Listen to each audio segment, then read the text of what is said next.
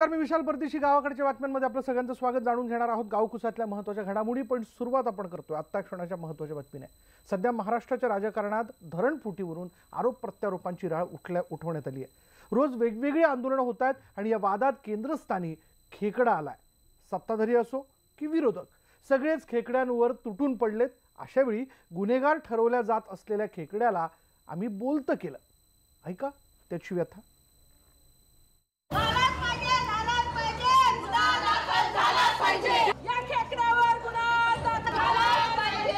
मंडळी नमस्कार, मी खेकडा बोलतोय.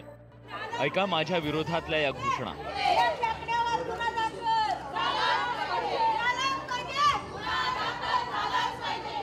असं वाटतंय कानात शिसं ओतलं जातंय.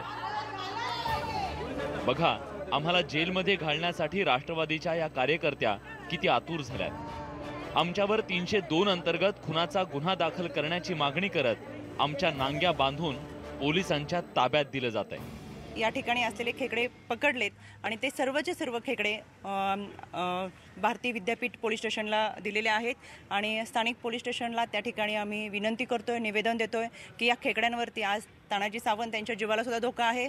आणि जर या खेकड्यांवरती कारवाई झाली नाही, त्यांच्यावरती 302चा गुन्हा दाखल झाला नाही, तर कदाचित हे खेकडे उद्या अजून एखाद्या मंत्र्याचं घर फोडतील आणि त्यांच्या जीवाला धोका निर्माण होऊ शकतो. खरं सांगायचं तर तिवरे धरण फुटल्यापासून महाराष्ट्रातल्या या नेत्यांनी आमचं जगणं मुश्किल करून टाकलंय. तिवरे धरण फुटलं आणि 19 जणांच्या हत्येचा कलंक मंत्री तानाजी सावंतांनी आमच्या कपाळावर लावला. त्या दिवसापासून कोणीही उठतं आणि खेकड्यांना अटक करा, खेकड्यांना फासावर लटकवा अशी हाळी देतं. एवढंच नाही, आमच्यातल्या एका बांधवाचे तर असे बेमुरवतखोरपणे हातपाय बांधून हाच तो गुन्हेगार म्हणून सोशल मीडियावर त्याची यथेच्छ बदनामी केली. टीव्ही पेपराच्या हेडलाईनमध्येही तोच होता.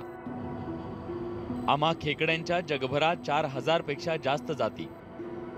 पण राजकीय नेते आम्हाला कायम आमच्या जवळचे वाटायचे.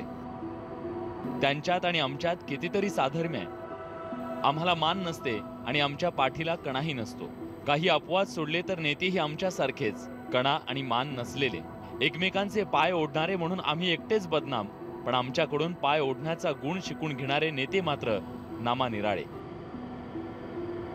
होय, आम्ही माती पोखरतो, पण अनेक नेते व्यवस्था पोखरतात. त्यामुळे आम्हाला कायम आपल्यातले वाटणारे नेते आपली कातडी वाचवण्यासाठी आम्हाला सुळावर चढवायला निघाले.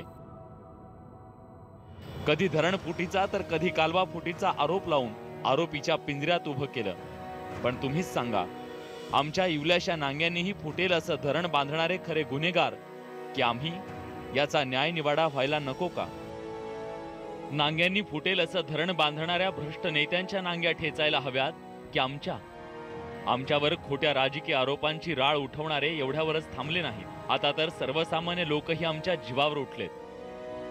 बाजारात अचानक आम्हाला मागणी वाढली आणि आमच्या किलोभर खेकड्यांसाठी लोक 550 रुपये मोजायला तयार झाले. आता हे सगळं अति होतंय. आम्ही स्वतःचा जीव देऊन तुमच्या पोटाची तृप्ती केली, त्याचं दुःख नाही. पण गुन्हेगाराचा कलंक घेऊन जगणं आता सहन होत नाही.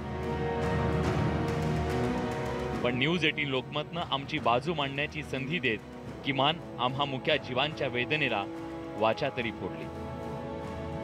मी एक पीडित खेकडा.